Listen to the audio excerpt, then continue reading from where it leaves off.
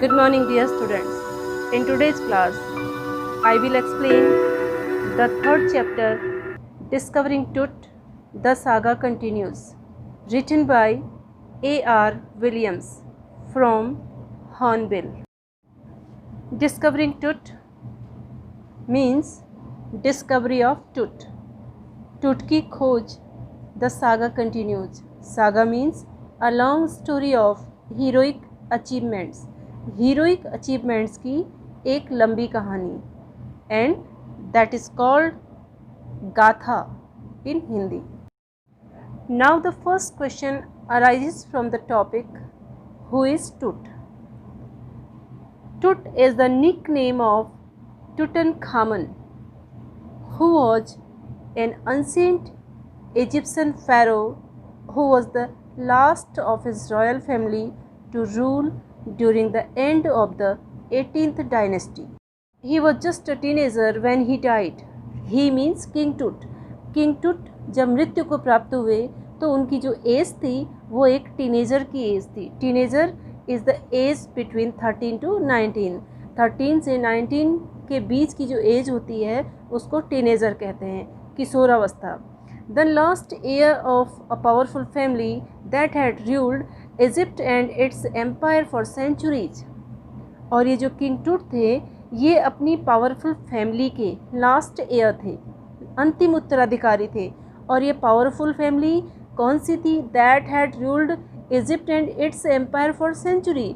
इस powerful family ने Egypt में और इसके पूरे एम्पायर में सेंचुरीज तक अपना शासन किया था. He was laid to rest laden with gold and eventually forgotten.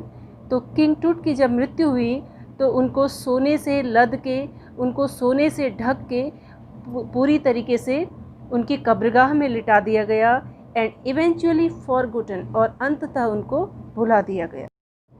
Since the discovery of his tomb in 1922, the modern world has speculated what happened with him. 1922 में किंग टुट के टॉम की खोज की गई थी. तब से लेके अब तक मॉडर्न वर्ल्ड ये स्पेकुलेशन लगाने लगा, मॉडर्न वर्ल्ड ने ये अनुमान लगाया कि आखिरकार इस राजा के साथ हुआ क्या था. ये इतनी छोटी सी एज में मर गए थे, ये क्यों मरे, कैसे मरे, इस बात का स्पेकुलेशन मॉडर्न वर्ल्ड ने लगाया. With murder being the most extreme possibility, और उनकी हत्या होने के सबसे ज़्यादा संभावना लगने लगी. Now living his Tom for the first time in almost 80 years, और अब लगभग 80 ईयर्स में पहली बार अपने टॉम को छोड़ते हुए टुट has undergone a CT scan. टुट को आज एक सिटी स्कैन से गुजरना था. That offers new clues about his life and death. जो सिटी स्कैन उनके जीवन और उनके मृत्यु के बारे में नए नए क्लूज देता, and provides precise data for an accurate forensic reconstruction of the boy's pharaoh. और इस boy's pharaoh, pharaoh means a ruler of ancient Egypt. Ancient Egypt के जो रूलर होते थे, जो राजा होते थे, उनको फेरो कहा जाता था.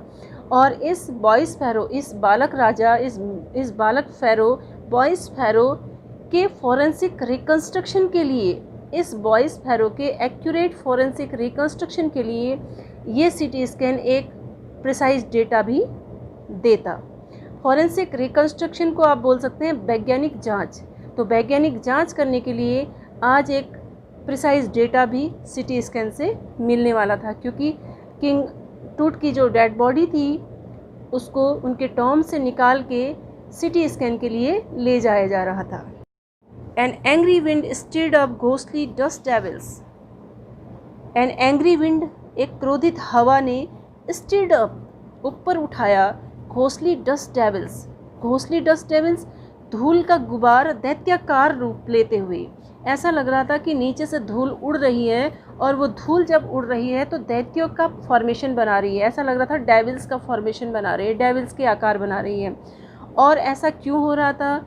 एज किंग टुट was taken from his resting place, क्योंकि किंग टुट की डेड बॉडी को उनके रेस्टिंग प्लेस, उनकी कब्रगाह से निकाला जा रहा था. In the ancient Egyptian cemetery, उस अनसेंट प्राचीन इजिप्ट की सिमेट्रिक कब्रगाह में जहाँ पर उनको दफनाया गया था, known as the Valley of the Kings. और वो जो अनसेंट इजिप्शियन सिमेट्री थी वो वैली ऑफ द किंग्स के नाम से जानी जाती है। आपकी जो बुक है हॉर्नबिल, उसमें पेज नंबर 24 में एक मैप दिया गया है और उस मैप में वैली ऑफ द किंग्स को भी मेंशन किया गया है। Dark pallid clouds had scudded across the desert sky all day.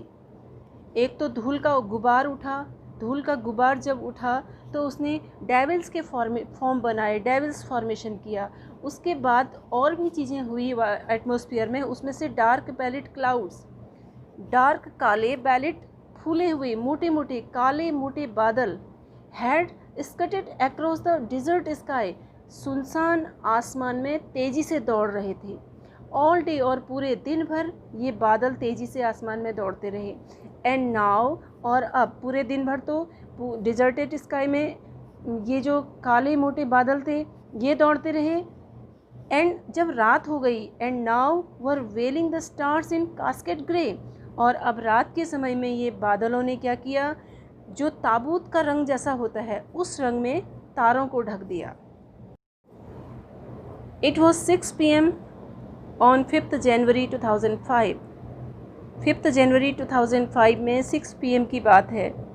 The world's most famous mummy, world की सबसे फेमस ममी को ग्लाइडेड हेड, धीरे धीरे से सिर की ओर से सरकाया गया। First into a CT scanner, पहली बार सिटी स्कैनर में। ब्रॉड हेयर टू प्रॉब, जिनको यहाँ लाया गया था, टू प्रॉब जांच करने के लिए लाया गया था। द लिंगरिंग मेडिकल मिस्ट्रीज, उनकी बहुत देर से ठहरी हुई रुकी हुई मेडिकल मिस्ट्रीज़ को सुलझाने के लिए, उनके कुछ मेडिकल मिस्ट्रीज़ थे वो बहुत दिनों से रुके हुए थे। वो लिंगरिंग मेडिकल मिस्ट्रीज़ को समझने के लिए, उन लिंगरिंग मेडिकल मिस्ट्रीज़ की जांच करने के लिए आज किंग टूट की बॉडी को उनके कब्रगाह से निकाल के सिटी स्कैन करने के लिए लाया गया था।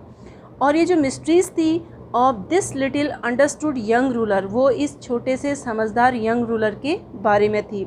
who died more than 3,300 years ago, जिनकी मृत्यु 3,300 years पहले हो गई थी। All afternoon the usual line of tourists from around the world had descended into the crammed rock-cut tomb some 26 feet underground to pay their respects. पूरे दोपहर भर वहाँ पर टूरिस्ट की भीड़ लगी रही और वे टूरिस्ट पूरे वर्ल्ड से आए हुए थे और उन टूरिस्ट की जो लंबी लाइन थी वो नीचे क्रैम्ड रॉक का टॉम था जो 26 फीट अंडरग्राउंड था। किंग टूट का जो टॉम बना हुआ था वो ज़मीन की सतह से 26 फीट रॉक का टॉम पत्थरों को काट कर बनाया गया था और वह नीचे बिल्कुल बहुत ज़्यादा भीड़ लगी हुई थी, क्रैम्ड एरिया था वो। तो उस भीड़ भाड़ वाले छोटे से रॉक का टॉम में जो 26 फीट की गहराई में नीचे बना हुआ था, वहाँ पर टूरिस्ट अपनी अपनी रेस्पेक्ट पे करने, अपनी अपनी श्रद्धा सुमन चढ़ाने के लिए वहाँ पर आए हुए थे। They gazed at the murals on the walls of the burial chamber. ये टूरिस्ट बरियल चैम्बर की दीवारों में बने हुए म्यूरल्स को निहारते रहे। म्यूरल्स मीन्स दीवारों पर बने हुए चित्र, और जो भित्ति चित्र के नाम से जाने जाते हैं। आपकी बुक में भी म्यूरल्स की पिक लगी हुई है। And peered at Tut's gilded face, और टूट के सुनहरे चेहरे को बड़े ध्यान से देखते रहे। The most striking feature of his mummy, इसका जो सबसे स्ट्राइकिंग फीचर था वो ये था, his mummy shaped outer coffin lid, mummy के आकार का कॉफिन का बाहर का लिड। तो ममी का जिसमें रखी गई थी वो तो एक बॉक्स था, कॉफिन था। कॉफिन के ऊपर का जो कवर होता है उस कवर का जो आकार था वो ममी शेप्ड था। तो वो सबसे स्ट्राइकिंग फीचर था, उसको टूरिस्ट देख रहे थे। Some visitors read from guidebooks in a whisper, कुछ विजिटर्स धीरे धीरे गाइड बुक से कुछ पढ़ रहे थे। अदर्स स्टूड साइलेंटली, और जो बाकी थे वो चुपचाप खड़े थे। परहैप्स पॉन्डरिंग, शायद वो लोग सोच रहे थे। Tut's untimely death in his late teens, Tut की अपनी लेट टीन्स में जो असमय मृत्यु हुई थी, शायद वो लोग उसके बारे में सोच रहे थे। और wondering with a shiver if the pharaoh's curse, या फिर वो लोग डर के मारे ये सोच रहे थे क्या होगा अगर फ़ैरो का कर्स लगा, अगर फ़ैरो का अभिशाप लग गया तो क्या होगा। फ़ैरो का कर्स क्या था, डेथ और मिसफॉर्च्यून फॉलिंग अपॉन दोज, उन लोगों पर डेथ और मिसफॉर्च्यून का प्रकोप पड़ेगा, हु डिस्टर्ब्ड हिम, जिन लोगों ने उसको परेशान किया। वॉज रियली ट्रू, क्या ये बात सच में सच होगी? क्या ये बात सच थी कि फ़ैरो ने एक कर्स दिया था कि जो लोग भी उनको परेशान करेंगे उनको उन पे मिसफॉर्च्यून और डेथ का प्रकोप होगा?